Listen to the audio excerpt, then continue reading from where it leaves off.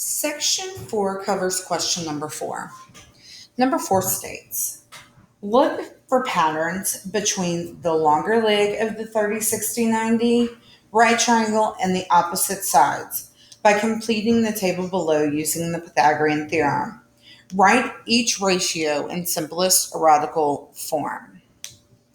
I'm going to give you and your table mates 5 minutes to work through finding the links of the hypotenuse, the shorter leg, and the longer leg, and then reducing your ratios.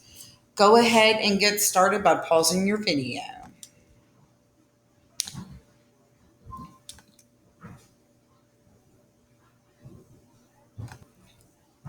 All right, as stated on the previous page, we stated that the hypotenuse will always be 2 times the shorter leg, or the shorter leg is always half of the hypotenuse. So I went ahead and did that. 6 divided by 2 is 3, 8 divided by 2 is 4, 4 divided by 2 is 2. But to go backwards, I have the shorter leg, I multiplied by 2 to get 7, multiplied by 2 to get 2. Okay? Now, I did the work off here to the side. I did the Pythagorean theorem using the top row. But this time I know my A and my C. I do not know my B.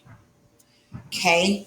So I had to square 3. I had to square R6, which gave me 9 and 36. I then subtracted the 9 from both sides of the equation and got B squared equals 27.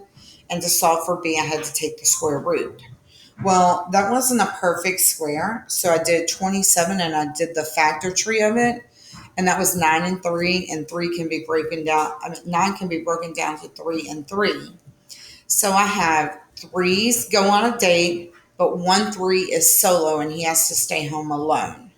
So I have a 3 outside the house and a 3 on the inside of the radical. And then I noticed the pattern going on here.